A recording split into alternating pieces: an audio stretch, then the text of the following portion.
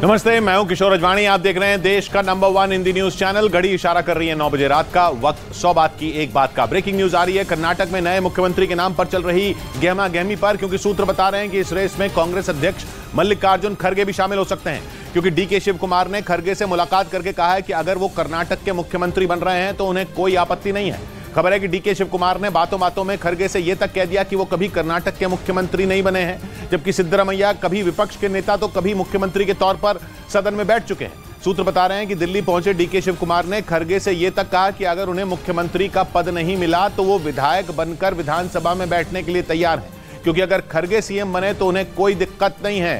नीरज हमारे साथ जुड़ रहे हैं। नीरज, इसका क्या मतलब? किशोर, इसका मतलब यह है कि कर्नाटक का पेच अभी फंसा हुआ है। सिद्धारमैया को ज्यादातर विधायकों ने सीक्रेट वोटिंग में पसंद जरूर किया है, लेकिन डीके शिव कुमार को पार्टी इग्नोर नहीं कर सकती, क्योंकि पार्टी के अध्यक्ष है, रणनीतिकार माने जाते हैं और मौजूदा जीत में उनकी भी बहुत बड़ी भूमिका है। तो ऐसे में आज जब मुलाकात हुई डीके शिव कुमार की मल्लिकार्जुन खड़गे से, तो उन्होंने 2006 में कांग्रेस में शामिल हुए सिद्धारमैया की इतिहास को रखा खड़गे साहब के पास और ये कहा कि 2006 से जब तक आए हैं वो तमाम पदों पर रहे हैं। मुख्यमंत्री 2013 में पार्टी ने बनाए। तो डीके शिव कुमार की कोशिश है कि सिद्धारमैया मुख्यमंत्री न बने। खड़गे की दौड़ में जहां तक आने की बात है, खड़गे ने खुद कहा है कि वो मुख्यमंत्री बनाएंगे, बना सकते हैं तो मुख्यमंत्री क्यों बनेंगे, लेकिन राजनीति में कुछ भी संभव हो सकता है। हालांकि खड़गे साहब आज की तारीख में दौड़ में शामिल नहीं है, लेकिन ये जरूर है कि डीके शिव कुमार ने एक पासा जरूर फेंक दिया है उनको उनके नाम का प्रस्ताव रखकर। शुक्रिया नीरज आपका।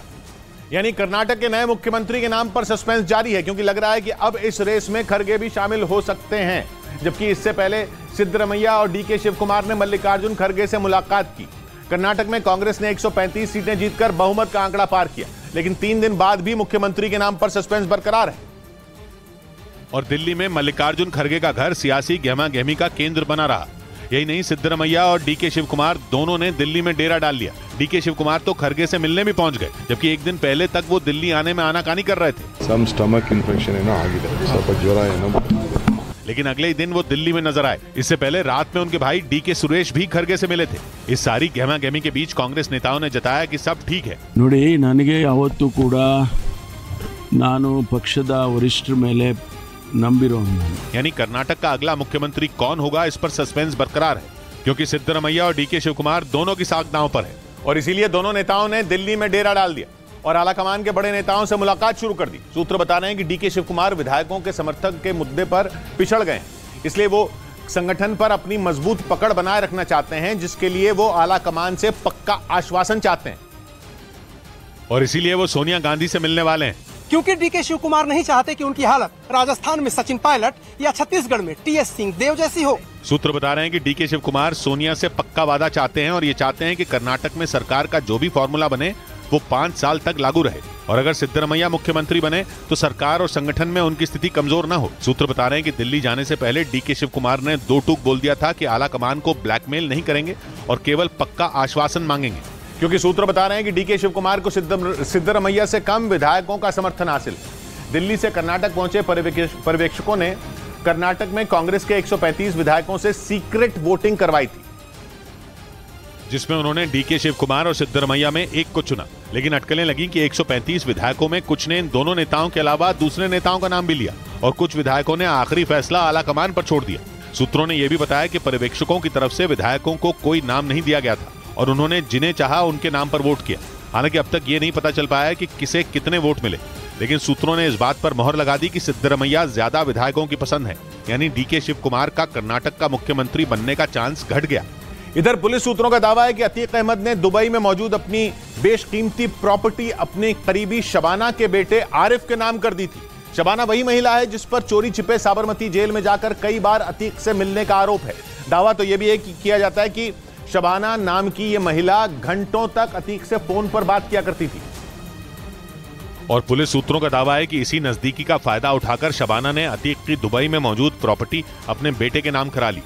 पुलिस सूत्रों के मुताबिक अतीक ने साबरमती जेल में रहते हुए एक वसीयत लिखी, जिसमें दुबई की प्रॉपर्टी का वारिस शबाना के बेटे आरिफ MBA को बनाया गया। दावा तो यह भी है कि अतीक के इस फैसले के बाद उसके भाई अशरफ के साले सद्दाम से उसकी बहस भी हुई, क्योंकि अतीक अहमद ने सद्दाम के ही कहने पर दुबई में इन्वेस्टमेंट किया था और दुबई में अतीक का काला कारोबार सद्दाम ही चलाता था। लेकिन अतीक ने अपनी प्रॉपर्टी उसके बजाय आरिफ के नाम कर दी, जिससे वो बुरी तरह चिढ़ गया।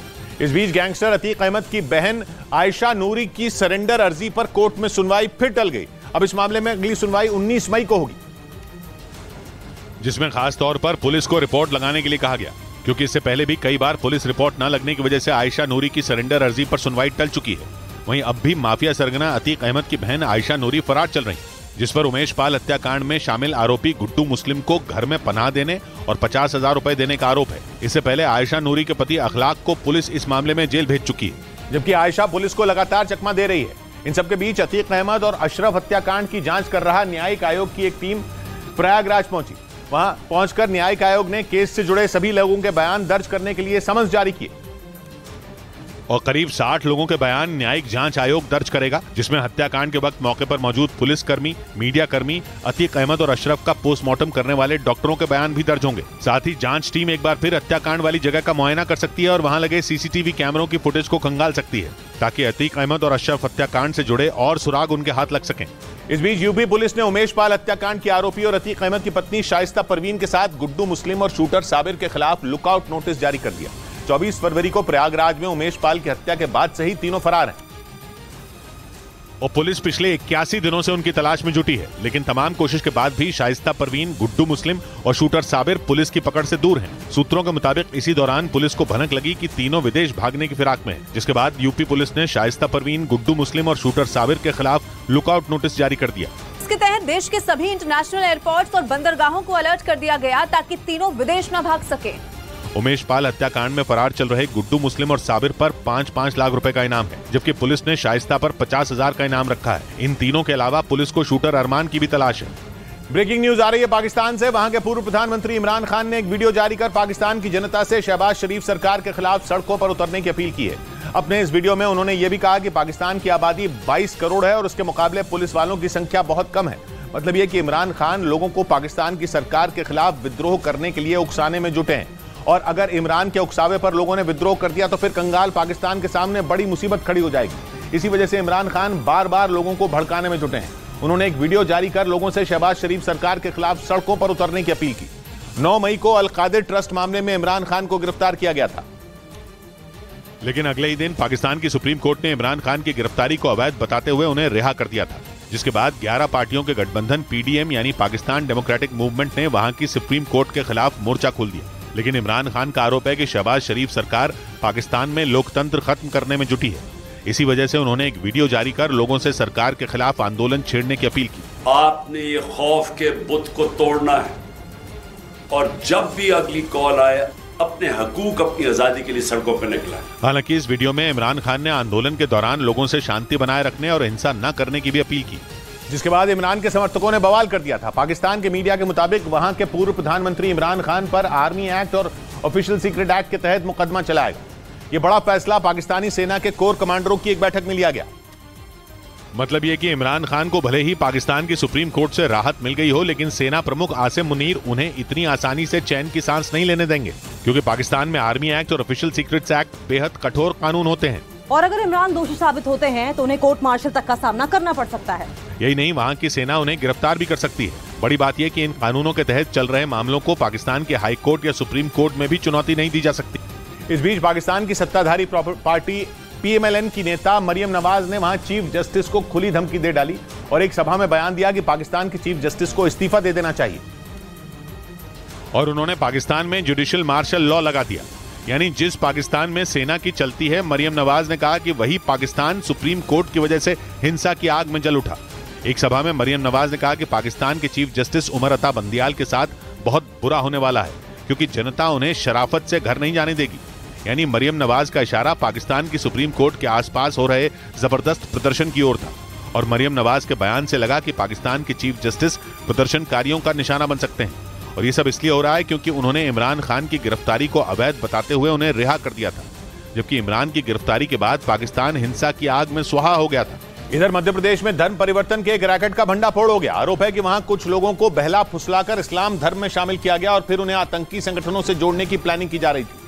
इसका पर्दाफाश हैदराबाद से पकड़े गए कट्टरपंथी संगठन HUT यानी हिजबुत तहरीर के सदस्यों ने किया।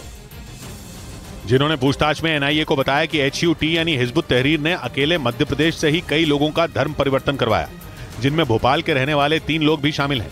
हालांकि मध्य प्रदेश सरकार ने दावा किया कि राज्य में इस संगठन पर एक्शन लेने की तैयारी पूरी कर ली गई। ना तो लफ्ज जिहाद चलेगा, धर्मांतरण का कुचक्र चलने नहीं देंगे। जानकारी के मुताबिक HUT नाम के इस चरमपंथी संगठन को पहले तहरीक खिलाफत के नाम से जाना जाता था, जिस पर दुनिया के 16 से ज्यादा देश पहले ही बैन लगा चुके हैं। और इस मामले की शिकायत मिलने के बाद मध्य प्रदेश सरकार ने इसकी जांच के लिए SIT का गठन कर दिया। ऐसा इसलिए क्योंकि धर्म परिवर्तन करने वालों में एक सौरभ जैन के घर वालों का आरोप है कि उनके बेटे का धर्म बदलवाने के लिए उसे जाकिर नायक के भाषण सुनाए गए, जिसके बाद मध्य प्रदेश सरकार ने इस मामले की जांच के लिए SIT गठित करने का फैसला ले लिया। क्योंकि सौरभ जैन के घर वालों ने दावा किया कि हिजबुत तहरीर के लोग उनके बेटे को जाकिर नायक के भड़काऊ भाषण सुनने के लिए उकसाते थे, जिसके बाद उसने धर्म परिवर्तन का फैसला लिया। इस आरोप के बाद मध्य प्रदेश सरकार अलर्ट मोड में आ गई और मामले की जांच के लिए फौरन SIT का गठन कर दिया गया। ये सारे विषय, ये वाले भी और जाकिर नायक तक, सारे SIT को देने वाले हैं अलग अलग बिंदुओं। ऐसा इसलिए क्योंकि ये आशंका जताई जा रही है कि इस संगठन से जुड़े कई लोग अब भी भोपाल और मध्य प्रदेश के कई शहरों में एक्टिव हैं, जिन पर शिकंजा कसने के लिए पुलिस इसकी अच्छी तरह से जांच करेगी।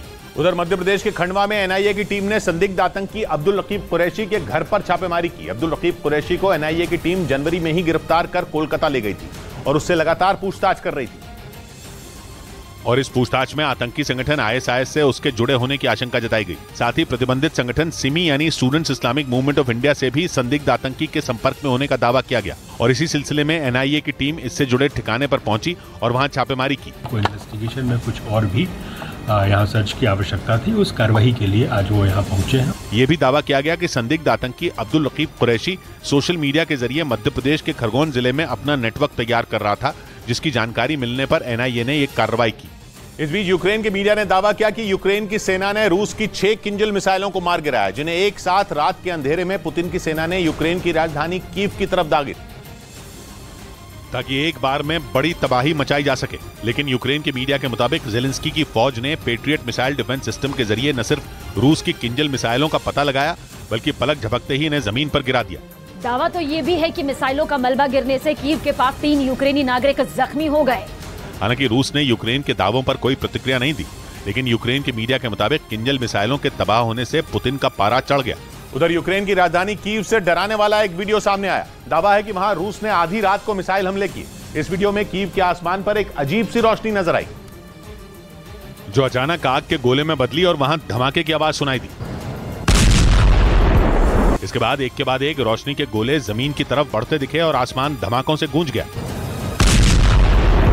आरोप है कि ये मिसाइलें रूस की सेना की तरफ से दागी गईं। दावा किया गया कि आसमान से गिरी इन मिसाइलों ने यूक्रेन की कई इमारतों को निशाना बनाया, जिससे उनमें आग लग गई। इस दौरान कई बिल्डिंगें जलकर राख हो गईं, जिनमें लगी आग को बुझाने में दमकल की टीमें लगी नजर आईं।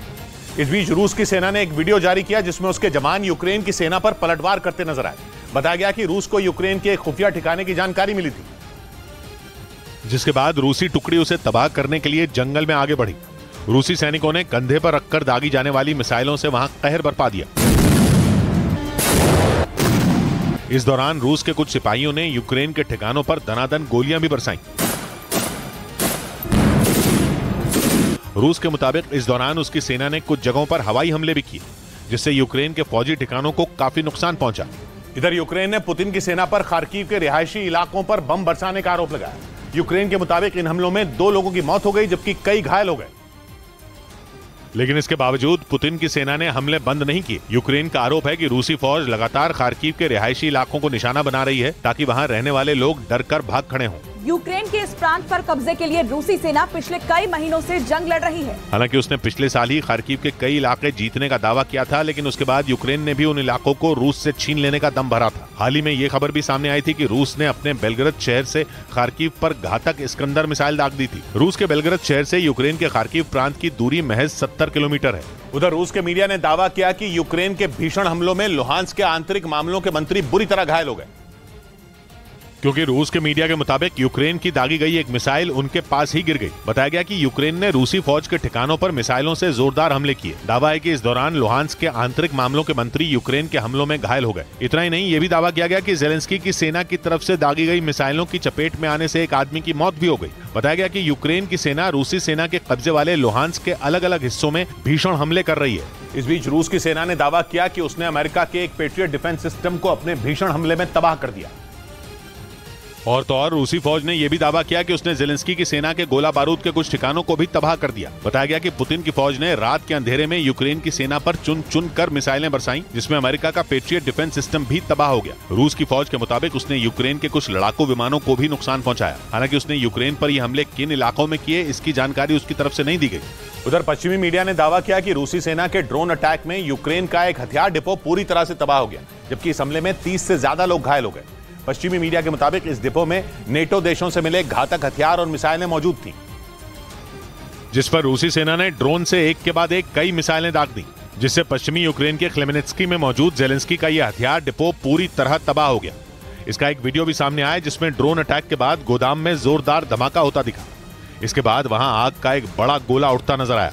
देखकर ऐसा लगा जैसे वहां कोई परमाणु बम फटा हो, क्योंकि जिस तरह से एटम बम गिरने के बाद मशरूम के आकार का आग का गोला बनता है, ठीक वैसा ही आग का बवंडर हथियार डिपो से भी उठता दिखाई दिया। इसके अलावा गोदाम से भूरे रंग के धुएं का गुबार उठा, जिसने पूरे इलाके को ढक लिया। इस बीच अमेरिका ने रूस के उस दावे को खारिज कर दिया जिसमें उसने यूक्रेन की स्टॉर्म शैडो मिसाइल को मार गिराने का दावा किया था। जंग में पुतिन की सेना को रोकने के लिए ब्रिटेन ने यह ताकतवर मिसाइल ज़ेलेंस्की को दी थी।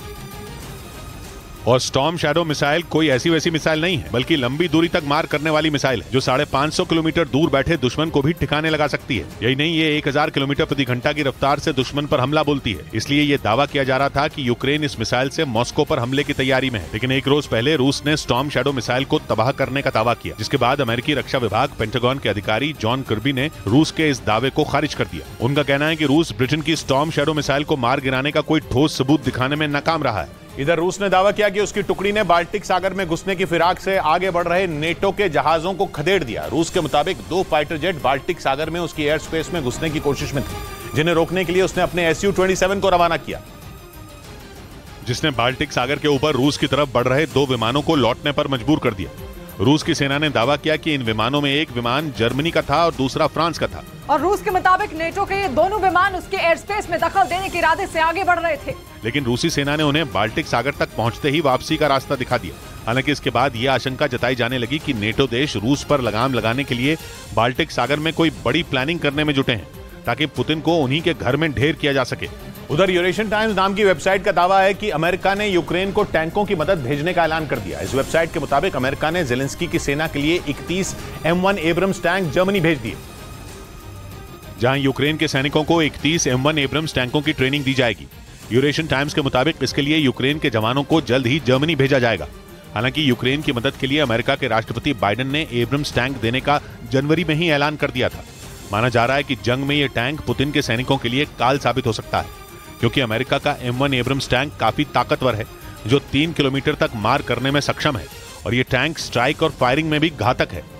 इस बीच बखमुत में यूक्रेन के सैनिक रूस पर भारी पड़ गए। ये दावा ब्रिटेन की तरफ से किया गया कि बखमुत के उत्तर पश्चिम इलाके से रूस के सैनिकों को यूक्रेन ने खदेड़ दिया, और बखमुत के कई इलाकों पर यूक्रेन के सैनिकों ने कब्जा जमा लिया। ब्रिटेन के खुफिया विभाग ने अपनी एक रिपोर्ट में बताया कि बखमुत के दक्षिण में यूक्रेन की सेना ने बढ़त बना ली, तो वहीं उत्तर पश्चिम इलाके में रूस के सैनिकों को पीछे धकेल दिया। इसके साथ ही दावा किया गया कि वैगनर ग्रुप यूक्रेन के सैनिकों पर एंटी टैंक मिसाइलों से लगातार हमले कर रहा है। फिर भी यूक्रेन के सैनिकों का हौसला नहीं टूटा और सिर्फ 4 दिन में बखमुत पर रूस की पकड़ को कमजोर कर दिया। उधर यूक्रेन में रूस की तरफ से लड़ रहे विदेशियों को रूस की नागरिकता मिलना अब आसान हो जाएगा, क्योंकि रूस के राष्ट्रपति व्लादिमीर पुतिन ने वहां के कानून में बदलाव किए हैं, जिसके बाद यूक्रेन में रूस की सेना का साथ देने वाले विदेशी भी रूस के नागरिक कहलाएंगे। इसके साथ ही उनका पूरा परिवार भी रूस का नागरिक बन जाएगा। बताया गया कि वैगनर ग्रुप में कई ऐसे लड़ाके हैं जो विदेशी हैं। इसी तरह कई और प्राइवेट आर्मी यूक्रेन में रूस की तरफ से लड़ रही हैं। कुछ दिन पहले ही खैरसोन के कब्जे वाले कई इलाकों में रूसी अधिकारियों ने यूक्रेन के नागरिकों को भी रूस की नागरिकता दी थी। इधर पश्चिमी मीडिया ने दावा किया कि G7 संगठन के देश रूस पर लगे प्रतिबंधों को सख्त करने की प्लानिंग में। रूस पर इन देशों ने यूक्रेन में शुरू हुई जंग के बाद से ही तरह तरह के प्रतिबंध लगाए हुए हैं, जिनमें सबसे ज्यादा पाबंदी रूस से खरीदी जाने वाली गैस पर है। और अब पश्चिमी मीडिया का दावा है कि G7 देश रूस पर लगे इन प्रतिबंधों को और कड़ा करने के मूड में है, जिसका फैसला अगले हफ्ते जापान में होने वाली बैठक में लिया जा सकता है। G7 उन देशों का समूह है जो इस जंग के लिए रूस को जिम्मेदार मानते हैं। इस संगठन में Canada, France, Germany, Italy, Japan, Britain और अमेरिका शामिल हैं। दावा किया जा रहा है कि ये देश जल्द ही रूस पर लगी पाबंदियों में इजाफा कर सकते हैं, ताकि निर्यात के जरिए होने वाली उसकी आमदनी पर लगाम लगाई जा सके। उधर ब्रिटेन ने यूक्रेन को हथियारों की मदद करने से हाथ खड़े कर दिए। जिसकी आशंका रूस ने पहले ही जता दी थी। रूसी मीडिया ने दावा किया था कि ब्रिटेन किसी भी कीमत पर यूक्रेन को अपने फाइटर जेट नहीं देगा, और हुआ भी कुछ ऐसा ही। रूस ने 2 दिन पहले ही डंके की चोट पर यह कह दिया था कि ब्रिटेन जेलेंस्की की मदद नहीं करने वाला, जबकि जेलेंस्की को इस बात का पूरा भरोसा था कि ब्रिटेन उनकी मदद करने से पीछे नहीं हटेगा, क्योंकि रूस के मुताबिक ब्रिटेन ये बात अच्छी तरह से जानता है कि उसके दिए हथियार सिर्फ और सिर्फ तबाही के काम आएंगे, और अगर ऐसा हुआ तो पुतिन सिर्फ यूक्रेन नहीं बल्कि ब्रिटेन से भी इसका बदला लेंगे। माना जा रहा है कि इसी वजह से ब्रिटेन ने जेलेंस्की को मिसाइलें तो दी, लेकिन लड़ाकू विमान देने से मना कर दिया। उधर रूस के साथ चल रही जंग के बीच यूक्रेन की सेना ने बेलारूस की सीमा के पास चर्नीव इलाके में युद्ध का अभ्यास किया। पिछले साल 24 फरवरी को बेलारूस के रास्ते ही रूस ने यूक्रेन पर हमला बोला था, और ये दावा भी किया जा रहा था कि पुतिन एक बार फिर बेलारूस के रास्ते यूक्रेन पर दोबारा चढ़ाई करने की तैयारी में है। पश्चिमी मीडिया का कहना है कि इसी वजह से यूक्रेन ने बेलारूस की सीमा के पास चर्नीव इलाके में जंग का अभ्यास किया। इस मिलिट्री ड्रिल का एक वीडियो भी जारी किया गया, जिसमें आसमान से गिरते बमों के बीच यूक्रेन के ताकतवर टैंक तेजी से आगे बढ़ते दिखे। उनके पीछे घातक हथियारों से लैस कई सैनिक भी हमला करने के लिए चलते नजर आए। वीडियो के दूसरे हिस्से में यूक्रेन का एक सैनिक रॉकेट लॉन्चर से दुश्मन के ठिकाने को तबाह करता दिखा। इस दौरान यूक्रेन के सैनिकों ने लोगों को रेस्क्यू करने और बंकरों में छिपकर जंग लड़ने का भी अभ्यास किया। इस बीच बीमारी से जुड़ी अफवाहों को खत्म करने के लिए बेलारूस के राष्ट्रपति अलेक्जेंडर लुकाशेंको का एक वीडियो जारी किया गया। लुकाशेंको आखिरी बार 9 मई को मॉस्को में रूस की विक्ट्री डे परेड में दिखाई दिए थे, और उसके बाद वो किसी भी सार्वजनिक कार्यक्रम में सामने नहीं आए। 2 रोज पहले भी बेलारूस की राजधानी मिन्स्क में हुए एक समारोह में लुकाशेंको नहीं पहुंचे। बाद में प्रधानमंत्री रोमान गोलुबचेंको ने समारोह में उनका संदेश पढ़कर सुनाया, जिसके बाद पश्चिमी मीडिया ने यह दावा किया कि लुकाशेंको किसी गंभीर बीमारी से जूझ रहे हैं। लेकिन बीमारी से जुड़ी इन अफवाहों को खत्म करने के लिए बेलारूस की तरफ से लुकाशेंको का एक वीडियो जारी किया गया, जिसमें वो एक सैन्य कमांड सेंटर में सेना की वर्दी पहने कुर्सी पर बैठे नजर आए। इस दौरान लुकाशेंको सेना के अधिकारियों से बातचीत करते भी दिखाई दिए। इधर नेटो चीफ येंस स्टोल्टनबर्ग ने यूक्रेन को सैन्य गठबंधन में शामिल करने के लिए जेलेंस्की की फौज को मजबूत करने के संकेत दिए। हालांकि जंग के पहले ही दिन से रूस को रोकने के लिए नेटो देश यूक्रेन को एक से बढ़कर एक हथियारों की सप्लाई कर रहे हैं, जिसकी बदौलत यूक्रेन करीब 15 महीने से पुतिन की फौज के आगे खड़ा है। और अब पश्चिमी मीडिया का दावा है कि नेटो यूक्रेन की सेना को मजबूत करने की तैयारी में है। नेटो के महासचिव येंस स्टोल्टनबर्ग ने डेनमार्क की राजधानी कोपेनहेगन में हुए एक कार्यक्रम के दौरान ये संकेत दिए कि आने वाले वक्त में नेटो जेलेंस्की की फौज को ताकतवर बनाएगा, जिससे यूक्रेन को इस संगठन में शामिल होने के लिए जरूरी सैन्य मानकों तक पहुँचने में मदद मिलेगी। जुलाई में नेटो की बैठक बाल्टिक देश लिथुआनिया में होने वाली है, जिसमें शामिल होने के लिए येंस स्टोल्टनबर्ग ने जेलेंस्की को न्योता भी भेजा है। उधर यूक्रेन के पायलटों को अब फ्रांस में ट्रेनिंग मिलेगी। फ्रांस के राष्ट्रपति इमैनुअल मैक्रों ने एक बार फिर साफ कर दिया कि वो यूक्रेन की मदद करते रहेंगे, ताकि जंग के मैदान में यूक्रेन के जवान कमजोर न पड़े। इस जंग की शुरुआत से ही फ्रांस यूक्रेन को अलग अलग तरह के हथियारों की मदद करता आया है। कुछ देशों से तो यूक्रेन को लड़ाकू विमानों की मदद भी मिली है, लेकिन पश्चिमी मीडिया के मुताबिक यूक्रेन के सामने मुश्किल यह है कि उसके पास फाइटर जेट को उड़ाने वाले पायलटों की कमी है। इसीलिए अब फ्रांस ने उसकी मदद का फैसला किया।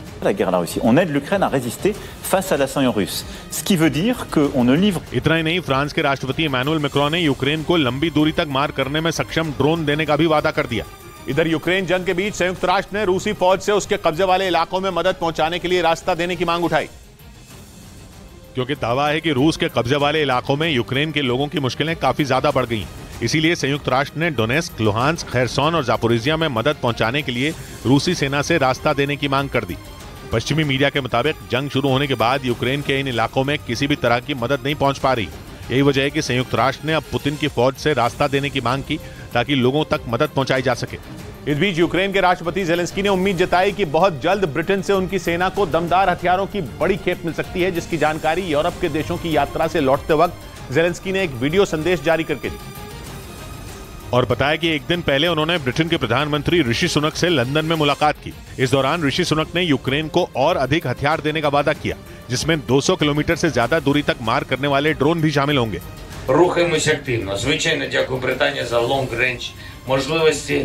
और पश्चिमी मीडिया के मुताबिक लंबी दूरी के इस ड्रोन ने पुतिन की बेचैनी बढ़ा दी, क्योंकि अभी तक अमेरिका समेत नेटो के किसी भी देश ने यूक्रेन को इतना ताकतवर ड्रोन नहीं दिया। मतलब ये कि ब्रिटेन अब यूक्रेन को वो हथियार देने जा रहा है जो युद्ध के कई मोर्चों पर बाजी पलट सकता है। उधर रूस के साथ जंग में उलझे यूक्रेन को ब्रिटेन ने तगड़ा झटका दे दिया। पश्चिमी मीडिया की तरफ से दावा किया गया कि ब्रिटेन अब यूक्रेन को लड़ाकू विमान नहीं देगा। हालांकि ब्रिटेन ने भरोसा दिलाया कि वो यूक्रेन के पायलटों को ट्रेनिंग देना जारी रखेगा। ये फैसला उस वक्त लिया गया जब खुद जेलेंस्की लंदन में मौजूद थे और पीएम ऋषि सुनक से उनकी मुलाकात हुई, जिसमें खास तौर पर लड़ाकू विमानों को लेकर चर्चा भी हुई थी। लेकिन ब्रिटेन ने लड़ाकू विमान देने की योजना को खारिज कर दिया और वजह बताई कि पहले से ही कई देश यूक्रेन को F-16 लड़ाकू विमान दे रहे हैं। इधर समाजवादी पार्टी के अध्यक्ष अखिलेश यादव ने विपक्षी एकता के सुर में सुर मिलाते हुए ममता बनर्जी की मांग का समर्थन कर दिया। एक दिन पहले ममता बनर्जी ने इशारा किया कि वो 2024 में कांग्रेस के साथ मिलकर चुनाव लड़ सकती हैं, जिसके बाद अखिलेश यादव ने साफ किया कि वो उस पार्टी के साथ मिलकर चुनाव लड़ेंगे जिसके जीतने की संभावना ज्यादा होगी। जो दल जहां मजबूत है उस दल के नेतृत्व में चुनाव लड़ा जाएगा। एक दिन पहले ममता बनर्जी ने भी इसी तरह के संकेत दिए थे। Wherever is the Congress top in their respective 200 seat or something, it will give support. No, nothing is wrong. हालांकि पूर्वोत्तर के नतीजों के बाद ममता बनर्जी ने कांग्रेस से दूरी बना ली थी, लेकिन कर्नाटक चुनाव के नतीजों के बाद उनके तेवर बदल गए। उधर केंद्रीय मंत्री नितिन गडकरी के ऑफिस में उस वक्त हड़कंप मच गया जब वहां एक धमकी भरा फोन आया, जिसकी जानकारी पुलिस को दी गई और अब पुलिस धमकी देने वाली की तलाश में जुट गई। और सूत्रों के मुताबिक दिल्ली पुलिस को केंद्रीय मंत्री नितिन गडकरी के ऑफिस से एक शिकायत मिली थी कि एक अनजान शख्स ने फोन करके पहले नितिन गडकरी से बात करने की जिद की और जब बात नहीं कराई गई तो फोन पर धमकी देने लगा। हालांकि ये पता नहीं चल पाया कि ये कॉल कब आई थी। वहीं पुलिस धमकी देने वाले फोन नंबर को ट्रेस करने में जुट गई। इस बीच इजरायल और फिलिस्तीन के बीच हुए शांति समझौते के करीब 20 घंटे बाद गाजा से एक बार फिर इजरायल पर रॉकेट से हमला किया गया। पश्चिमी मीडिया का दावा है कि चरमपंथी संगठन PIJ यानी पैलेस्टीनियन इस्लामिक जिहाद की तरफ से रॉकेट दागा गया, जो दक्षिणी इजरायल के एक इलाके में गिरा, जिसके बाद उत्तरी गाजा में एक के बाद एक कई धमाके सुने गए। पश्चिमी मीडिया का दावा है कि चरमपंथी संगठन PIJ यानी पैलेस्टीनियन इस्लामिक जिहाद के हमले के बाद इजरायल ने उसके एक ठिकाने को तबाह कर दिया, जबकि 13 मई को मिस्र ने इजरायल और फिलिस्तीन के बीच शांति समझौता करवाया था। क्योंकि कुछ रोज पहले ही इजरायल ने PIJ के 4 बड़े कमांडरों को ढेर कर दिया था, जिसके बाद दोनों देशों के बीच खूनी जंग शुरू हो गई थी। लेकिन मिस्र के समझौता कराने के 20 घंटे बाद ही PIJ ने इजरायल पर रॉकेट बरसा दिए। हालांकि बाद में PIJ ने यह दलील दी कि गलती से उसका रॉकेट इजरायल में घुस गया था।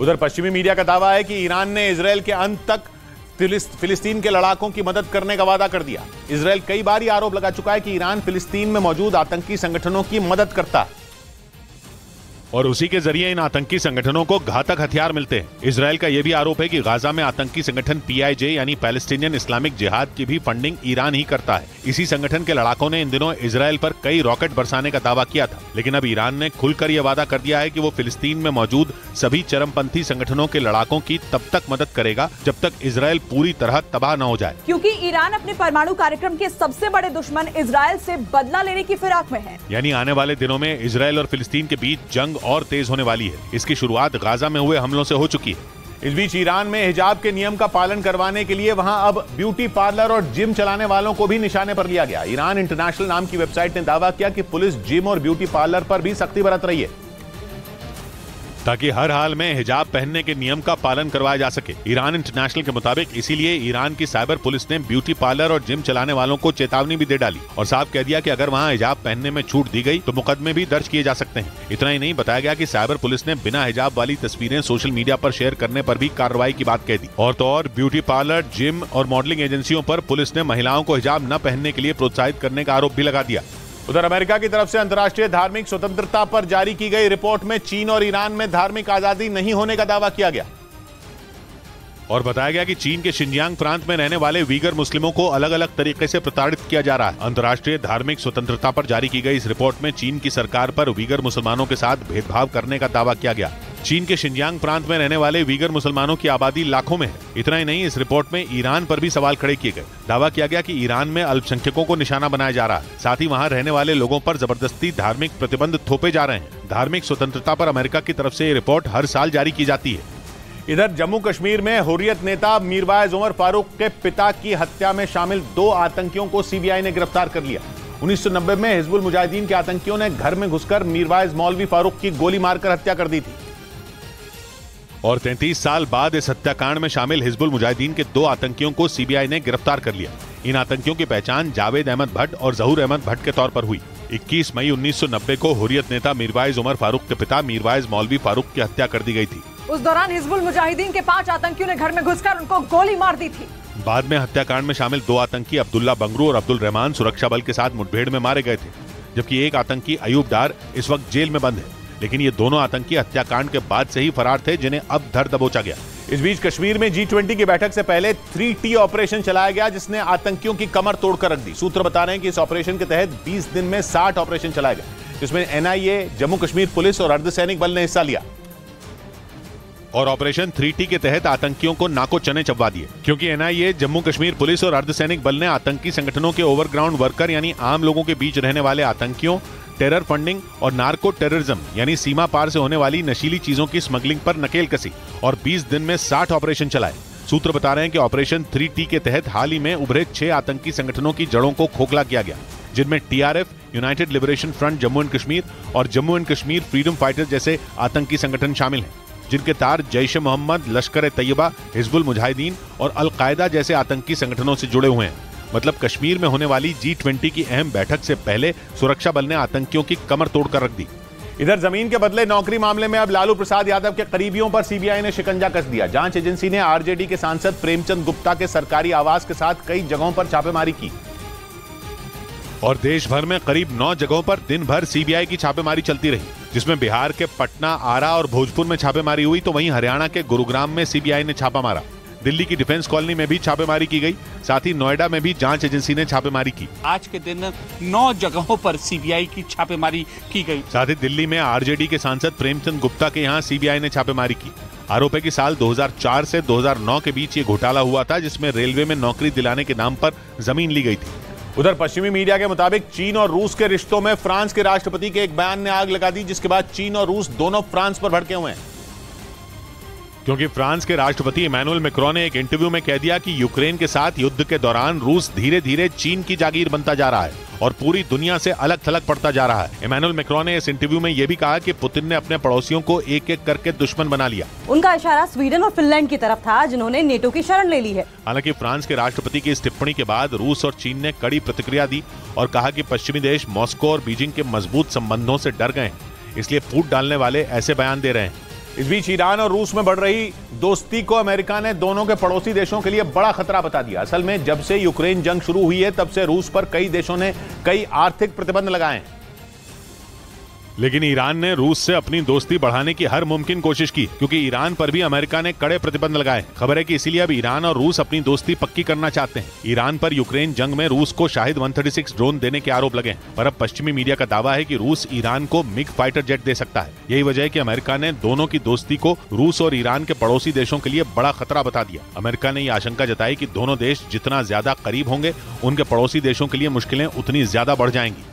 इधर ईरान के मीडिया के मुताबिक वहां 43 साल बाद मिस्र का दूतावास खुलेगा। ईरान और मिस्र ने 1980 में अपने राजनयिक संबंध तोड़ लिए थे, लेकिन अब बदले हुए हालात में दोनों देशों के बीच की कड़वाहट कम हो रही है और तैयारी 43 साल बाद ईरान में मिस्र के दूतावास को दोबारा खोलने की है। ईरान के मीडिया के दावे के मुताबिक दोनों देशों के बीच बातचीत चल रही है और जल्द ही एक दूसरे के दूतावास के दरवाजे खोल दिए जाएंगे। मीडिया रिपोर्ट में यह भी दावा है कि ईरान के राष्ट्रपति इब्राहिम रईसी और मिस्र के राष्ट्रपति के बीच बहुत जल्द एक बैठक भी होगी। ईरान के उस मिशन का हिस्सा है जिसके तहत वो इजरायल के खिलाफ दुनिया के तमाम मुस्लिम देशों को एकजुट करने में जुटा है, क्योंकि पवित्र अल अक्सा मस्जिद में इजरायल के एक्शन से दुनिया भर के मुस्लिम देश बेहद नाराज हैं।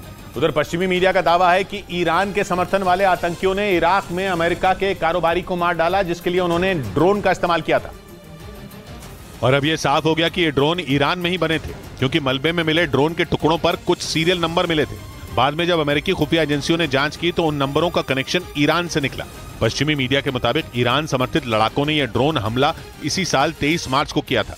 पश्चिमी मीडिया के मुताबिक उत्तरी इराक में हुए इस हमले में अमेरिकी कारोबारी की मौत हो गई थी, जबकि कुछ लोग जख्मी भी हो गए थे, जिसके बाद अमेरिका ने हमले का आरोप सीधे ईरान और उसके समर्थन वाले आतंकियों पर मढ़ा था। इधर शेयर बाजार में भारी गिरावट की वजह से एक ही दिन में निवेशकों के 59,000 करोड़ रुपए डूब गए। आखिरी घंटे में तेज बिकवाली की वजह से शेयर बाजार लाल निशान पर बंद हुआ और सबसे ज्यादा गिरावट ऑटो, बैंकिंग और फार्मा के शेयरों में देखने को मिली, जिसकी वजह से शेयर बाजार को तगड़ा झटका लगा और एक ही दिन में निवेशकों को 59,000 करोड़ रुपए का घाटा उठाना पड़ा, क्योंकि सेंसेक्स 413 अंकों की गिरावट के साथ 61,932 पर लुढ़क गया। वहीं निफ्टी भी 112 अंक टूटकर 18,286 के स्तर पर आ गया। उधर भूख से बेहाल होकर पाकिस्तान ने एक बार फिर चीन के आगे हाथ फैला दिया। पाकिस्तान को डर है कि आर्थिक संकट से उबरने के लिए दूसरे देशों को कर्ज देने वाली संस्था IMF यानी इंटरनेशनल मॉनेटरी फंड उसे बेल आउट पैकेज देने में देरी कर सकता है, जिससे उसकी परेशानी और बढ़ सकती है।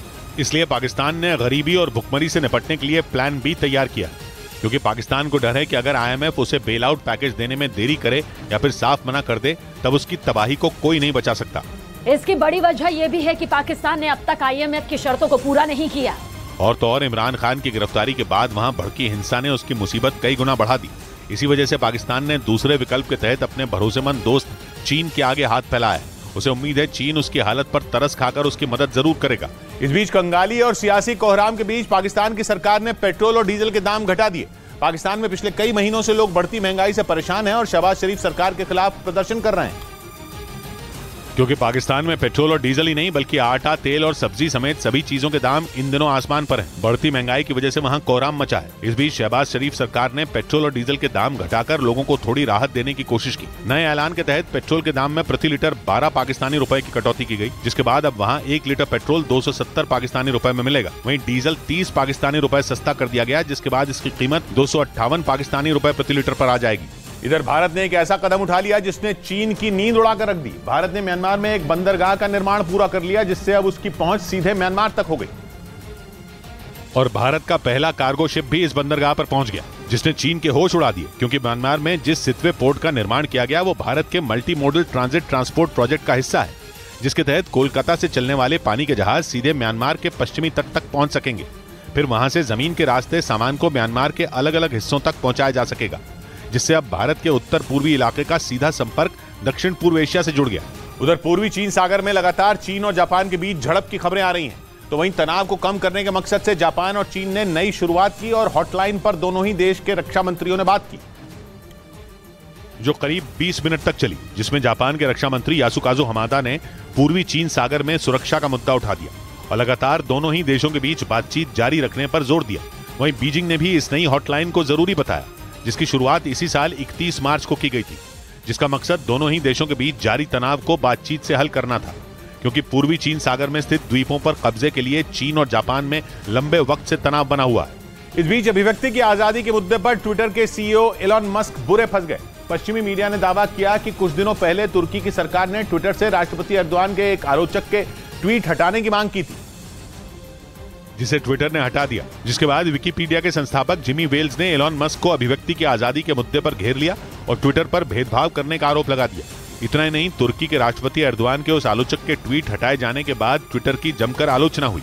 इधर रूस की एक सरकारी न्यूज एजेंसी ने एक सूत्र के हवाले से दावा किया कि हो सकता है कि रूस और यूक्रेन के बीच हुई काला सागर अनाज एक्सपोर्ट डील आगे न बढ़े। 2 दिन में यह डील खत्म होने वाली है और वो आगे जारी रहेगी या नहीं किसी को कुछ नहीं पता, जबकि इससे पहले यूएन ने कहा था कि डील को आगे बढ़ाने के लिए कोशिश जारी रहेगी। मगर अब वक्त कम है और रूस की न्यूज एजेंसी के दावे के बाद लग रहा है कि दुनिया में दोबारा अनाज का भयानक संकट खड़ा हो सकता है, क्योंकि यूक्रेन अनाज का बड़ा एक्सपोर्टर है। वो यूरोप और दुनिया के कई हिस्सों को अनाज बेचता है और अनाज का ये एक्सपोर्ट काला सागर के रास्ते होता है। मगर रूस के जंगी जहाजों ने काला सागर को ऐसे घेर रखा है कि पुतिन की मर्जी के बिना यूक्रेन के लिए अनाज एक्सपोर्ट करना मुमकिन ही नहीं। पिछले साल रूस ने यही किया था। इस वजह से यूएन ने दोनों देशों के बीच डील करवाई, जिसके बाद काला सागर के रास्ते यूक्रेन का अनाज दूसरे देशों में जाना शुरू हुआ। मगर उस डील पर सस्पेंस गहराने के बाद फिर दुनिया में खलबली मचनी शुरू हो गई है। उधर यूक्रेन में जारी भीषण जंग के बीच वहां के चीफ जस्टिस को रिश्वतखोरी के आरोप में गिरफ्तार कर लिया गया। उन पर यह कार्रवाई यूक्रेन में भ्रष्टाचार रोकने के लिए बनाई गई कमेटी ने की और यह दावा किया कि यूक्रेन के चीफ जस्टिस ने एक फैसले के एवज में $27 लाख यानी भारतीय रुपयों में करीब 22 करोड़ से ज्यादा की रिश्वत ली। कुछ दिन पहले यह आशंका जताई गई थी कि यूक्रेन की सुप्रीम कोर्ट में जबरदस्त धांधली चल रही है, जिसके बाद वहां भ्रष्टाचार रोकने वाली कमेटी ने इसकी जांच की और जांच के बाद वो इस नतीजे पर पहुंची कि चीफ जस्टिस ने ही करोड़ों की घूस लेकर एक आरोपी के पक्ष में फैसला सुनाया, जिसके बाद उन्हें गिरफ्तार कर लिया गया। साथ ही उनके पास मौजूद करोड़ों की रकम को भी जब्त कर लिया गया। इस बीच अमेरिका के न्यू मैक्सिको भीषण गोलीबारी से दहल उठा। पुलिस के मुताबिक फार्मिंगटन के रिहायशी इलाके में एक लड़के ने ताबड़तोड़ फायरिंग कर दी, जिससे 3 लोगों की मौत हो गई और 9 लोग गंभीर रूप से घायल हो गए। हालांकि पुलिस के साथ हुई मुठभेड़ में हमलावर भी मारा गया, लेकिन इस गोलीबारी की वजह से वहां चीख पुकार मच गई, जिसकी जानकारी मिलते ही पुलिस वारदात वाली जगह पर पहुंची और वहां घेरेबंदी कर दी। साथ ही आसपास के स्कूलों को भी बंद करा दिया गया, जिसके बाद पुलिस ने तलाशी अभियान चलाया। इस दौरान पुलिस और फायरिंग करने वाले आरोपी के बीच मुठभेड़ हो गई, जिसमें आरोपी ढेर हो गया, लेकिन मुठभेड़ में पुलिस के 2 जवानों को भी गोली लग गई, जिससे वो घायल हो गए। ये अमेरिका में सरेआम गोलीबारी की इस महीने में हुई तीसरी बड़ी घटना बताई गई। उधर अमेरिकी मीडिया के मुताबिक पूर्व राष्ट्रपति डोनाल्ड ट्रंप के पूर्व निजी वकील पर यौन शोषण का आरोप लगा। ट्रंप के पूर्व वकील पर उनकी सहयोगी रही एक महिला ने गंभीर आरोप लगाए। और कोर्ट में दाखिल आरोप पत्र में बताया कि आरोपी रूडी जुलियानी ने नौकरी के दौरान उनका यौन शोषण किया। महिला ने आरोप लगाया कि उन्हें जबरन शराब पिलाई गई और उन पर नस्लवादी टिप्पणी की गई। पीड़ित महिला ने न्यूयॉर्क की एक अदालत में आरोपी वकील रूडी जुलियानी के खिलाफ केस किया और हर्जाने के तौर पर $1 करोड़ यानी भारतीय रुपयों में करीब 82 करोड़ रुपए की मांग की। हालांकि रूडी जुलियानी ने अपने ऊपर लगे सभी आरोपों को बेबुनियाद बताया और उसे पैसे वसूलने की एक कोशिश बता दिया। इधर गुजरात के गिर सोमनाथ में डॉक्टर अतुल चाग आत्महत्या केस में पुलिस ने बीजेपी सांसद राजेश चुडासमा और उनके पिता के खिलाफ केस दर्ज कर लिया।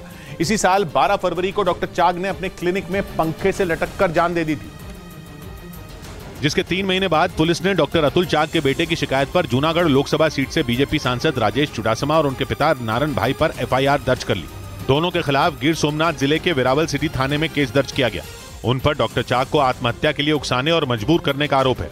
12 फरवरी को डॉक्टर अतुल चाग ने अपने क्लिनिक में खुदकुशी कर ली थी, लेकिन जान देने से पहले उन्होंने एक नोट छोड़ा था जिसमें बीजेपी सांसद और उनके पिता का नाम लिखा था, जिसके बाद से डॉक्टर चाग के घर वाले सांसद के खिलाफ केस दर्ज करने की मांग कर रहे थे। FIR के मुताबिक डॉक्टर चाग और सांसद के बीच पैसों को लेकर विवाद चल रहा था। उधर उत्तर प्रदेश के बरेली में मामूली विवाद में कई लोगों ने मिलकर एक लड़के की पिटाई कर दी, जिसका वीडियो सोशल मीडिया पर वायरल हो गया, जिसमें वो लोग उस लड़के को घेर कर उसे पीटते दिखाई दिए। इस दौरान वहां काफी भीड़ भी इकट्ठा हो गई। हालांकि कुछ लोगों ने लड़के के साथ मारपीट करने वालों को रोकने की कोशिश भी की, लेकिन आरोप है कि उन लोगों ने उस लड़के को तब तक पीटा जब तक वो बेहोश नहीं हो गया। इतना ही नहीं, कुछ लोगों ने उसकी कार भी तोड़ डाली। बताया गया कि यह पूरा विवाद कार और मोटरसाइकिल की मामूली टक्कर के बाद हुआ। हालांकि वीडियो सामने आने के बाद पुलिस ने मारपीट करने के आरोप में कई लोगों के खिलाफ केस दर्ज कर लिया और मामले की जांच में जुट गई। इस बीच पश्चिमी मीडिया के मुताबिक सत्ता में बने रहने के लिए चीन के राष्ट्रपति शी जिनपिंग ने 1 साल में 10,000 लोगों को जेल में डाल दिया।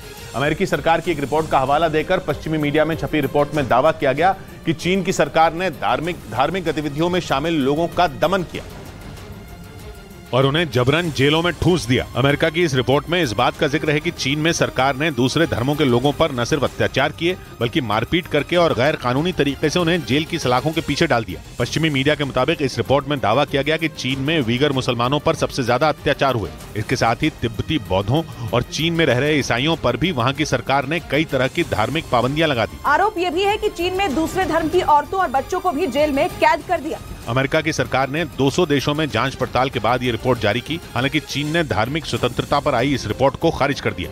इधर पंजाब में कांग्रेस के पूर्व विधायक कुशलदीप सिंह ढिल्लों पर विजिलेंस की टीम ने शिकंजा कस दिया। बाद में आय से अधिक संपत्ति के मामले में उन्हें गिरफ्तार कर लिया गया, क्योंकि आरोप है कि साल 2017 से 2022 के बीच कांग्रेस नेता कुशलदीप सिंह ढिल्लों ने आय से अधिक संपत्ति बना ली। साथ ही उन्होंने कई करीबियों के नाम पर जमीन भी खरीदी। जांच के दौरान ये भी पता चला कि कुशलदीप सिंह ढिल्लों ने अपनी कमाई से 245% ज्यादा खर्च किया, जिसके बाद वो जांच एजेंसी के रडार पर आ गए थे। वहीं विजिलेंस विभाग उनके बैंक खाते और अन्य डिटेल भी खंगालने में जुट गया है। कुशलदीप सिंह ढिल्लों पंजाब के फरीदकोट से कांग्रेस के विधायक रहे हैं। उधर अमेरिका की मीडिया का दावा है कि वहां के लाखों सरकारी कर्मचारियों का डेटा चोरी हो गया। अमेरिकी मीडिया के मुताबिक परिवहन विभाग के डेटा में सेंधमारी हुई, जिसकी वजह से अमेरिका के करीब 2,40,000 सरकारी कर्मचारियों का डेटा लीक हो गया। इनमें ज्यादातर पूर्व कर्मचारी शामिल हैं। हालांकि इस बात की जानकारी नहीं मिली कि इन कर्मचारियों का डेटा चोरी होने के बाद उनके जरिए कोई अपराध किया गया या नहीं। वहीं इसके पीछे कौन जिम्मेदार है, इसका पता अभी तक नहीं चल पाया है। लेकिन जैसे ही ये खबर सामने आई, अमेरिकी सरकार ने इसकी जांच के आदेश दे दिए। अमेरिका के सरकारी कर्मचारी और एजेंसियां लंबे वक्त से हैकरों के निशाने पर रही हैं। अमेरिकी मीडिया इसके लिए चीन और रूस पर आरोप लगाता है। हाल ही में अमेरिकी रक्षा विभाग पेंटागन से भी यूक्रेन युद्ध से जुड़ी अहम जानकारियां लीक हो गई थी। इधर तमिलनाडु के कोयम्बटूर से हैरान करने वाला एक वीडियो सामने आया। वहां कार सवार बदमाशों ने एक महिला के गले से उसकी चेन छीन ली, जिसका वीडियो वहां लगे सीसीटीवी कैमरे में रिकॉर्ड हो गया। सामने आए वीडियो में वो बदमाश कार को उस महिला के पास रोकते दिखाई पड़े, लेकिन जैसे ही कार की रफ्तार धीमी हुई, अंदर बैठे एक बदमाश ने उस महिला के गले से चेन छीन ली। पर इस दौरान वो महिला कार के पहिए के पास गिर गई। इसके बाद जो हुआ, ब्रेक के बाद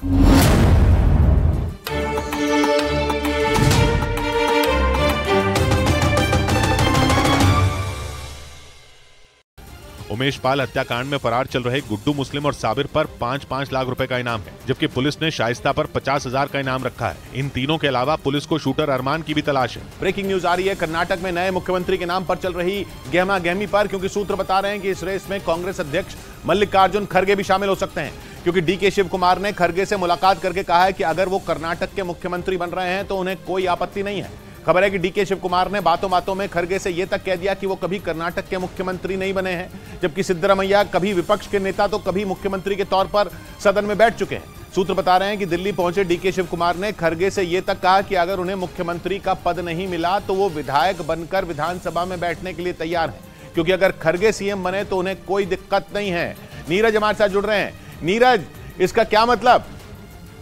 किशोर, इसका मतलब यह है कि कर्नाटक का पेंच अभी फंसा हुआ है। सिद्धारमैया को ज्यादातर विधायकों ने सीक्रेट वोटिंग में पसंद जरूर किया है, लेकिन डीके शिव कुमार को पार्टी इग्नोर नहीं कर सकती, क्योंकि पार्टी के अध्यक्ष है, रणनीतिकार माने जाते हैं और मौजूदा जीत में उनकी भी बहुत बड़ी भूमिका है। तो ऐसे में आज जब मुलाकात हुई डीके शिव कुमार की मल्लिकार्जुन खड़गे से, तो उन्होंने 2006 में कांग्रेस में शामिल हुए सिद्धारमैया की इतिहास को रखा खड़गे साहब के पास और ये कहा कि 2006 से जब तक आए हैं वो तमाम पदों पर रहे हैं। मुख्यमंत्री 2013 में पार्टी ने बनाए। तो डीके शिव कुमार की कोशिश है कि सिद्धारमैया मुख्यमंत्री न बने। खड़गे की दौड़ में जहां तक आने की बात है, खड़गे ने खुद कहा है कि वो मुख्यमंत्री बना सकते हैं, तो मुख्यमंत्री क्यों बनेंगे।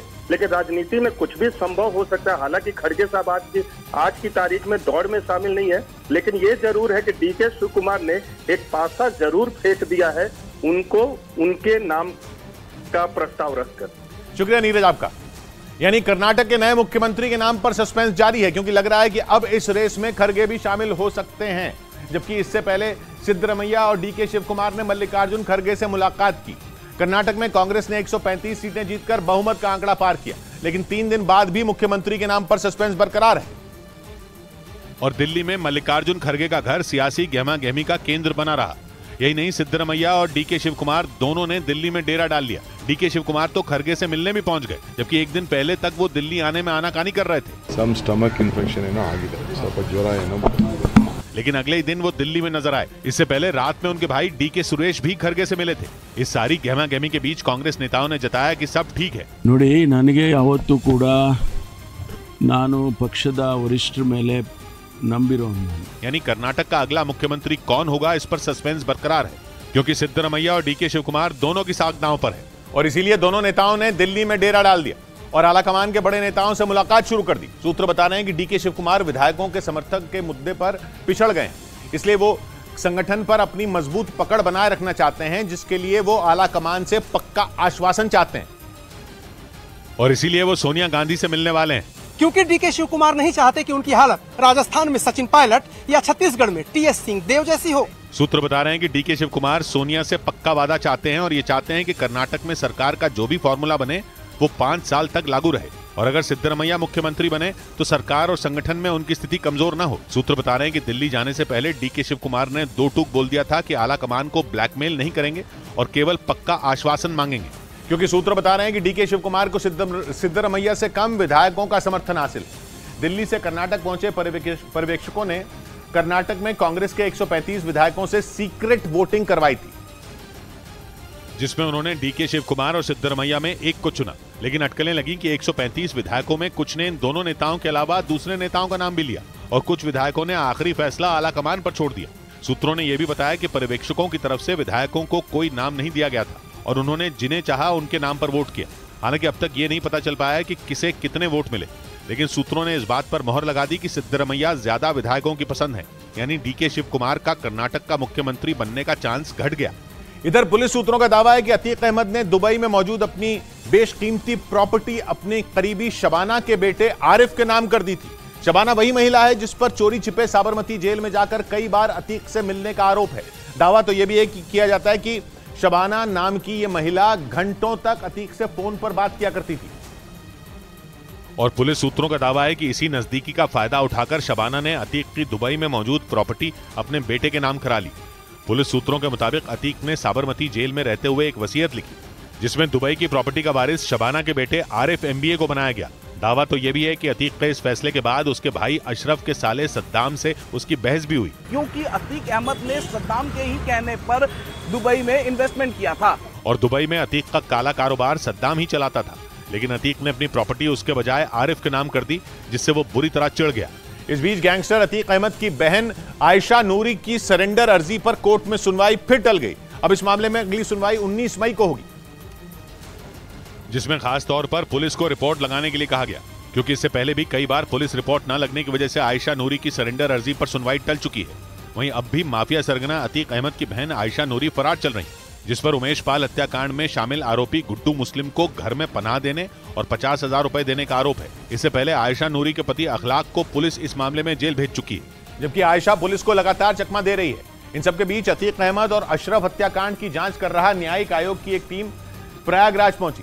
वहां पहुंचकर न्यायिक आयोग ने केस से जुड़े सभी लोगों के बयान दर्ज करने के लिए समन्स जारी किए और करीब 60 लोगों के बयान न्यायिक जांच आयोग दर्ज करेगा, जिसमें हत्याकांड के वक्त मौके पर मौजूद पुलिसकर्मी, मीडिया कर्मी, अतीक अहमद और अशरफ का पोस्टमार्टम करने वाले डॉक्टरों के बयान भी दर्ज होंगे। साथ ही जांच टीम एक बार फिर हत्याकांड वाली जगह का मुआयना कर सकती है और वहां लगे सीसीटीवी कैमरों की फुटेज को खंगाल सकती है।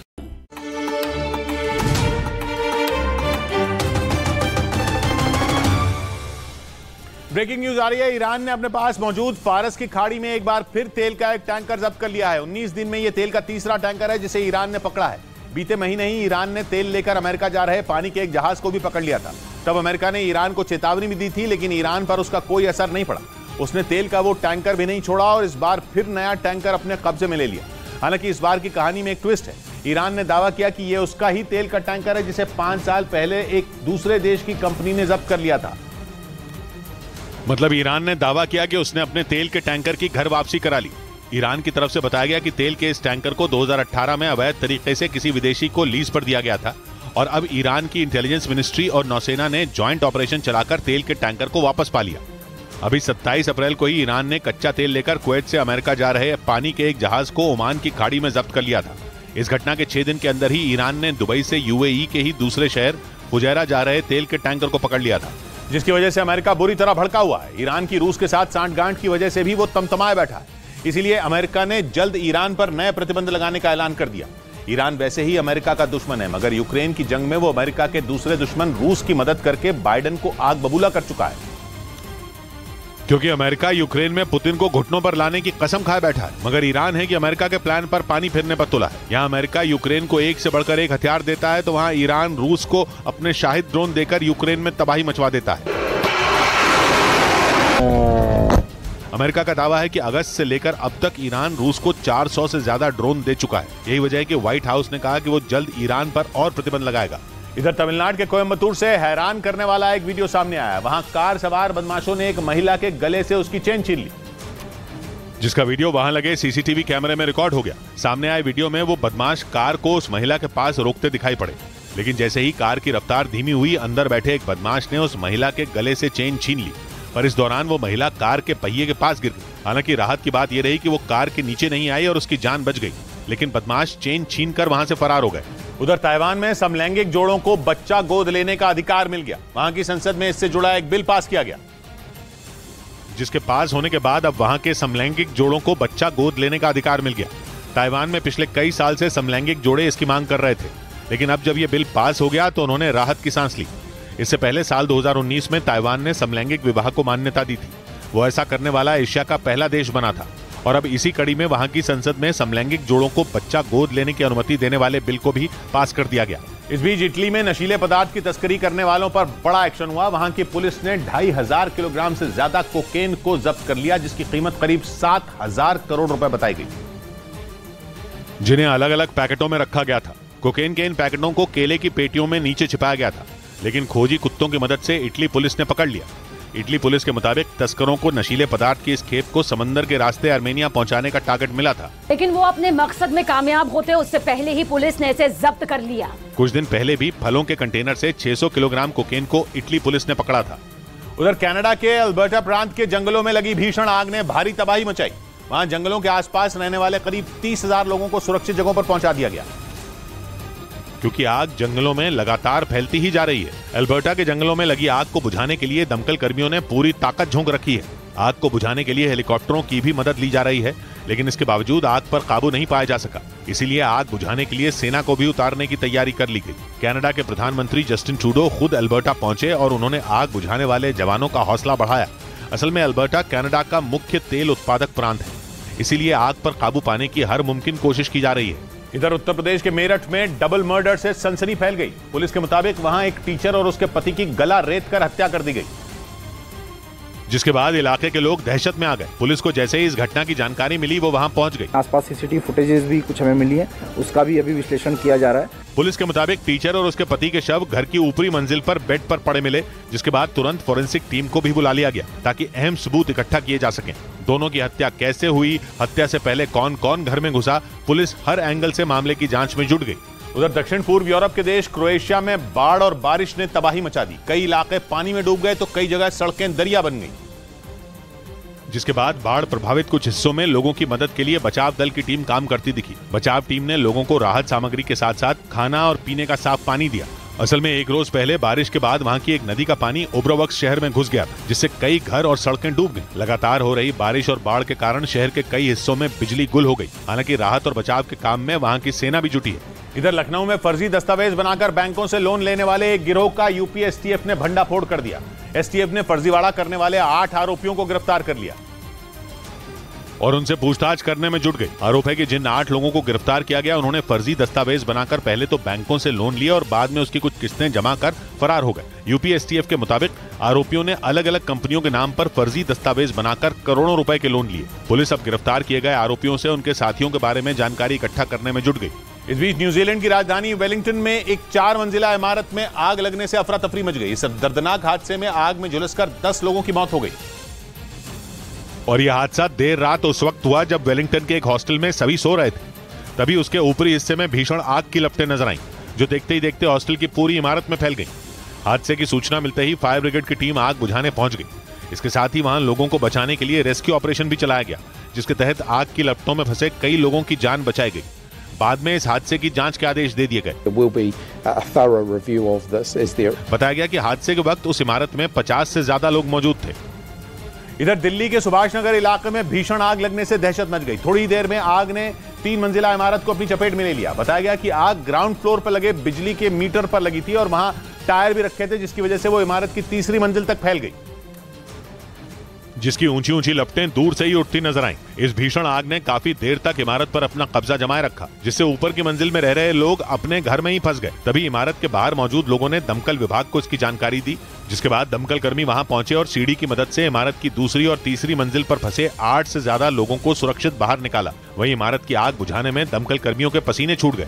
इस बीच 13 मई को यूपी निकाय चुनाव के नतीजे आने के बाद गाजियाबाद के मोदी नगर में जश्न मनाने पर पुलिस ने 6 लोगों को गिरफ्तार कर लिया। पुलिस ने बताया कि मोदी नगर की नगर पालिका परिषद के एक वार्ड से एक निर्दलीय उम्मीदवार के सभासद चुने जाने पर उसके पति और समर्थकों ने जुलूस निकाला, जिसमें खूब नोट भी उड़ाए गए। जिसके वायरल हुए वीडियो में लोगों की भीड़ सड़क पर नाचती दिखी और आसमान से नोटों की बरसात होती नजर आई। कैमरा घूमा तो एक शख्स अपनी जेब से नोटों की गड्डी निकालकर उड़ाता नजर आया। जिसके नोट खत्म हुए तो दूसरा शख्स नोटों की गड्डी लेकर आ गया। इसके बाद पुलिस ने जश्न मनाने वाले लोगों की धरपकड़ शुरू कर दी। 6 व्यक्तियों को गिरफ्तार कर दिया गया है। जीत का जश्न मनाना सभासद चुनी गई उम्मीदवार के पति और समर्थकों के जी का जंजाल बन गया और पुलिस अब जश्न में शामिल बाकी लोगों की तलाश में जुटी है। उधर दक्षिण अमेरिकी देश अर्जेंटीना की राजधानी ब्यूनस आयर्स में रहने वाले फिलिस्तीनियों ने गाजा में हुए हमले के खिलाफ प्रदर्शन किया। पिछले 5 दिन से गाजा में चल रही लड़ाई में फिलिस्तीन के 33 और इजराइल के 2 लोग मारे जा चुके हैं। और फिलिस्तीनियों की मौत के विरोध में सैकड़ों लोग ब्यूनस आयर्स की सड़कों पर उतर आए। उन्होंने सड़कों को पूरी तरह जाम कर दिया। चारों तरफ प्रदर्शनकारियों ने ऐसा कब्जा किया कि वहां से किसी भी गाड़ी का गुजर पाना मुश्किल हो गया। जिसके बाद पुलिस की तैनाती की गई, लेकिन इसके बावजूद उनका गुस्सा शांत नहीं हुआ। वो काफी देर तक इजराइल के हमले का विरोध करते रहे। वहां से जो तस्वीरें सामने आई उनमें हाथों में नारे लिखी तख्तियां और कई बैनर दिखाई दिए। इजराइल और फिलिस्तीन के बीच जंग तब शुरू हुई थी जब 9 मई को इजराइल ने PIJ यानी पैलेस्टीनियन इस्लामिक जिहाद के 4 बड़े कमांडरों को मार गिराया था। इधर दिल्ली के भजनपुरा इलाके में हनुमान मंदिर गिराने के सरकारी नोटिस पर बवाल मच गया। कई साल पुराने हनुमान मंदिर को हटाने के लिए PWD ने एक नोटिस जारी किया, क्योंकि इस इलाके से मेट्रो की लाइन गुजरनी है और इसलिए PWD ने हनुमान मंदिर को हटाने के लिए एक नोटिस जारी कर दिया, जिसके मुताबिक 15 मई तक इस इलाके को खाली करना था। लेकिन नोटिस जारी होने के बाद से ही बवाल मचा है। स्थानीय लोग मंदिर को हटाने का विरोध कर रहे हैं। इसके साथ ही हिंदूवादी संगठन भी इस विरोध में शामिल है। इलाके के लोगों का आरोप है कि PWD मंदिर को हटाए बिना भी मेट्रो लाइन का निर्माण करवा सकता है। हम ये चाहते हैं कि ये मंदिर यहीं रहे। हालांकि इस विरोध को देखते हुए अभी तक PWD ने कोई कार्रवाई नहीं की है। PWD के मुताबिक ये मंदिर सरकारी जमीन पर अवैध रूप से बनाया गया है। उधर उत्तर प्रदेश के मुजफ्फरनगर में कुछ लोगों ने महिलाओं के मंदिर में जाने के लिए ड्रेस कोड बना दिया। ये नया फरमान बालाजी धाम कमेटी नाम की एक संस्था ने जारी किया। जिसके मुताबिक मंदिर में महिला या लड़की सिर्फ सूट और साड़ी पहनकर ही अंदर जा सकती है। बालाजी मंदिर कमेटी ने मंदिर परिसर में महिलाओं और लड़कियों को लेकर एक नोटिस बोर्ड भी लगा दिया, जिस पर मंदिर परिसर में जीन्स, स्कर्ट, टॉप और कटे फटे कपड़े पहनकर नहीं आने की बात लिख दी गई। नोटिस बोर्ड पर इस बात का भी जिक्र किया गया कि अगर कोई ऐसा करता है तो मंदिर कमेटी जुर्माना लगाएगी। मंदिर कमेटी के मुताबिक ऐसा इसलिए किया जा रहा है क्योंकि बालाजी मंदिर में महिलाएं, बुजुर्ग और बच्चे दर्शन के लिए पहुंचते हैं और इसका उन पर गलत प्रभाव पड़ता है। इधर उत्तराखंड के नई टिहरी में प्रशासन ने अतिक्रमण करके बनाई गई एक मजार को तोड़ दिया। उत्तराखंड की सरकार जमीन पर कब्जा करके बनाई गई अवैध इमारतों के खिलाफ अभियान चला रही है, जिसके तहत वहां कई इमारतें तोड़ी जा चुकी हैं। और नई टिहरी में जमीन पर कब्जा करके बनाई गई मजार को भी प्रशासन ने नहीं छोड़ा। बताया गया कि मजार की देखरेख करने वाले लोगों को नोटिस भेजा गया था, लेकिन जब अतिक्रमण नहीं हटाया गया तो प्रशासन के लोग खुद मजार गिराने पहुंच गए। इसके बाद जो तस्वीरें सामने आई उनमें मजार की दीवारों पर डंडे चलते दिखे। उधर अमेरिका की कार बनाने वाली कंपनी फोर्ड मोटर चीन में बड़ी छटनी की तैयारी में है। अमेरिकी मीडिया के मुताबिक फोर्ड मोटर चीन में 1300 से भी ज्यादा कर्मचारियों की छुट्टी करने वाली है। और कंपनी ने इस छटनी के पीछे की वजह कारों की बिक्री में आई बड़ी गिरावट को बताया। कंपनी के मुताबिक चीन के ग्राहक टेस्ला और BYD यानी बिल्ड योर ड्रीम्स जैसी कार कंपनियों को तरजीह दे रहे हैं, जिस वजह से चीन के बाजार में फोर्ड की बिक्री पर असर पड़ा और इसका नतीजा ये हुआ कि फोर्ड चीन में अब बड़ी छटनी की तैयारी में है। कुछ ऐसा ही हाल फोर्ड का यूरोप में भी है। अमेरिकी मीडिया के मुताबिक वहां भी कंपनी 3800 नौकरियां खत्म करने की तैयारी में है। अभी पूरी दुनिया में फोर्ड के लिए लगभग 1,73,000 कर्मचारी काम करते हैं। इधर खबर है कि 28 मई को दिल्ली में बन रहे नए संसद भवन का उद्घाटन हो सकता है। सूत्र बता रहे हैं कि संसद का मानसून सत्र नए भवन में हो सकता है। नए संसद भवन का निर्माण 15 जनवरी 2021 को शुरू हुआ था और इसी महीने की 28 तारीख को इसका उद्घाटन हो सकता है। 2014 में प्रधानमंत्री ने मई में ही शपथ ली थी। सूत्र बता रहे हैं कि इसी वजह से नए संसद भवन के उद्घाटन के लिए 28 तारीख को चुना गया। हालांकि अभी इसका औपचारिक ऐलान नहीं हुआ है। सेंट्रल विस्टा प्रोजेक्ट के तहत बनने वाला नया संसद भवन 4 मंजिल का है और इसके निर्माण में करीब 970 करोड़ रुपए खर्च किए गए हैं। नए संसद भवन के लोकसभा हॉल में 888 सदस्यों और राज्यसभा हॉल में 384 सदस्यों के बैठने की व्यवस्था की गई है और संयुक्त सत्र के लिए 1272 सीटों की व्यवस्था की गई है। इस बीच ब्राजील में बर्ड फ्लू यानी पक्षियों में फैलने वाली बीमारी ने वहां टेंशन बढ़ा दी। ब्राजील सरकार ने जंगली पक्षियों में बर्ड फ्लू वायरस फैलने की पुष्टि की। विश्व पशु स्वास्थ्य संगठन के दिए गए दिशा निर्देश के मुताबिक जंगली पक्षियों में 2 मामलों का पता चला, जिससे वहां की सरकार की चिंता बढ़ गई। ऐसा इसलिए क्योंकि बर्ड फ्लू वायरस तेजी से पक्षियों में फैलता है और संक्रमित पक्षियों के संपर्क में आने वाले दूसरे पक्षी भी मरने लगते हैं। बर्ड फ्लू की जांच में अगर एक पक्षी का भी टेस्ट पॉजिटिव आया तो उसके साथ में रह रहे पक्षियों को भी मार दिया जाता है। यही वजह है कि ब्राजील के पोल्ट्री फार्म उद्योग पर बड़े नुकसान का खतरा मंडरा रहा है। इससे पहले साल 2015 में ये बीमारी वहां तेजी से फैली थी।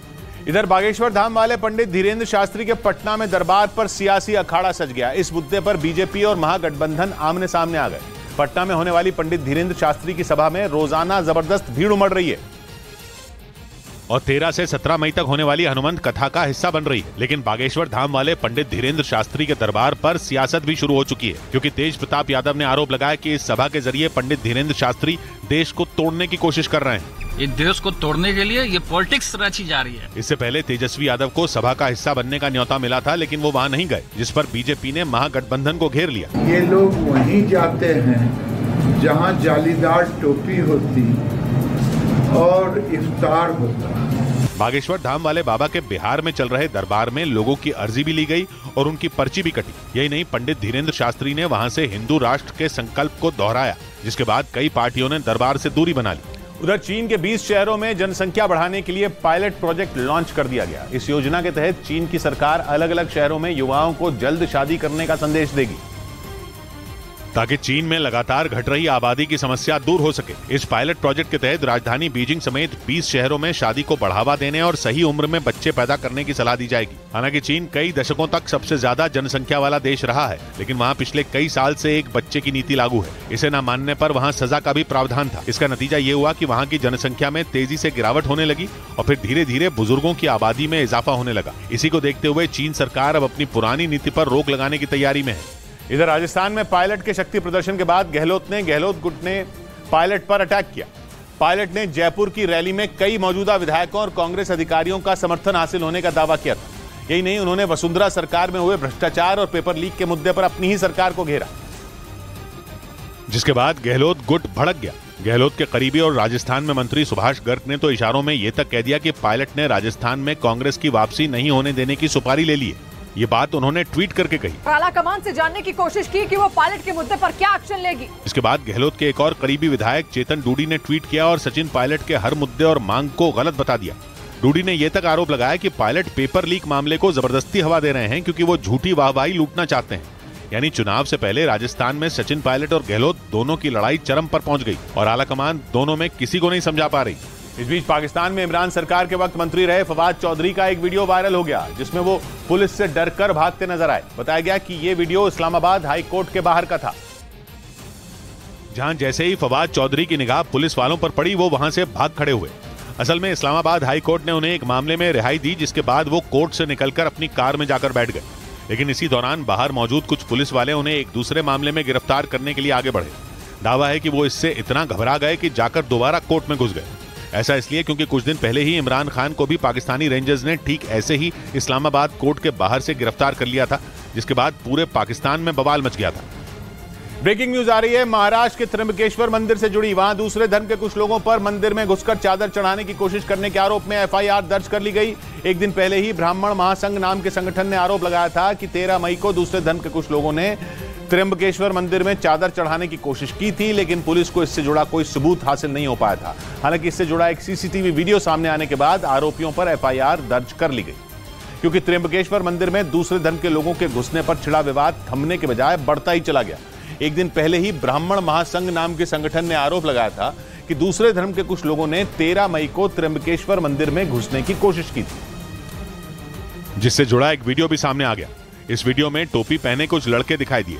आरोप है कि ये लड़के दूसरे धर्म के थे और जबरन त्र्यंबकेश्वर मंदिर में घुसकर चादर चढ़ाने की जिद पर अड़े थे, जिसके बाद इस पर एक्शन लेते हुए जांच के लिए महाराष्ट्र सरकार ने एक एसआईटी गठित कर दी। समाज के लोगों ने आगे बढ़कर सहयोग करने की आवश्यकता है, कानून व्यवस्था बनाए। ये घटना 13 मई की बताई गई। आरोप है कि दूसरे धर्म के ये लड़के उर्स के जश्न के बाद मंदिर में घुसकर हंगामा करने की कोशिश में थे, जिन्हें पुलिस ने रोक दिया था। उधर अमेरिका के कंगाल होने की तारीख का ऐलान कर दिया गया। वहां की विदेश मंत्री ने आशंका जताई कि अगर अमेरिका ने इस महीने के अंत तक कर्ज की रकम न लौटाई तो उसे डिफॉल्टर घोषित कर दिया जाएगा। और इसलिए उन्होंने अमेरिकी संसद से 1 जून से पहले इस पर कोई ठोस फैसला लेने की अपील की। ऐसा इसलिए क्योंकि अमेरिका पर इस वक्त 30 लाख करोड़ डॉलर यानी भारतीय रुपयों में करीब 2,500 लाख करोड़ रुपए का कर्ज है, और अगर वो इसे चुकाने में नाकाम साबित हुआ तो इसकी कीमत सिर्फ अमेरिका नहीं बल्कि पूरी दुनिया को चुकानी पड़ सकती है। क्योंकि ऐसी आशंका जताई जा रही है कि अगर अमेरिका डिफॉल्टर घोषित कर दिया गया तो सारी दुनिया को मंदी की मार झेलनी होगी, और इसका असर भारत समेत उन देशों पर भी पड़ेगा जिनकी अर्थव्यवस्था कोरोना के बाद किसी तरह संभलने की कोशिश में है। इधर महाराष्ट्र के नागपुर में रेलवे पुलिस ने ट्रेन की नकली टिकट बेचने वाले एक गिरोह का भंडाफोड़ कर दिया। आरोप है कि इस गिरोह के लोग एक नकली वेबसाइट के जरिए ट्रेनों की टिकट मुहैया कराने के नाम पर लोगों से ठगी करते थे।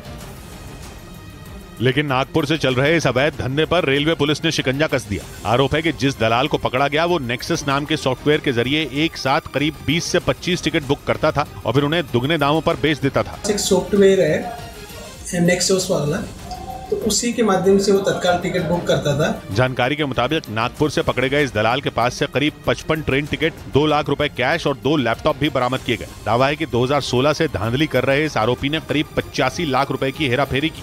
उधर यूक्रेन ने दावा किया कि रूसी सेना ने ब्रेंस्क में अपने ही 5 एयरक्राफ्ट को तबाह कर दिया। हाल ही में ब्रेंस्क में ड्रोन से कई बार हमले हुए, जिसके लिए रूस यूक्रेन को जिम्मेदार ठहराता है। लेकिन यूक्रेन का दावा है कि इस बार रूसी सेना ने वहां अपने ही 5 एयरक्राफ्ट को निशाना बना दिया। यूक्रेन के मुताबिक रूस के इस हमले में उसके 5 एयरक्राफ्ट क्रैश हो गए, जिसमें कई रूसी सैनिक मारे गए। बताया गया कि रूस ने अपने 3 हेलीकॉप्टरों और 2 लड़ाकू विमानों पर हमला किया, जिनमें मी-8 हेलीकॉप्टर, लड़ाकू विमान सुखोई 34 और सुखोई 35 भी शामिल थे। हालांकि यूक्रेन के इस दावे के बाद रूस की सेना ने कोई बयान जारी नहीं किया और न ही अपने एयरक्राफ्ट के बारे में कुछ जानकारी दी। वहीं यूक्रेन ने इस हमले को रूस के लिए काला दिन बताया। इस बीच महिंदा राजपक्षे के दोबारा श्रीलंका का प्रधानमंत्री बनने की अटकलों पर फुल स्टॉप लग गया। इस बात की पुष्टि श्रीलंका की सत्ताधारी पार्टी एसएलपीपी ने की और बयान जारी किया कि महिंदा राजपक्षे को प्रधानमंत्री बनाने के लिए राष्ट्रपति से कोई अपील नहीं की गई है।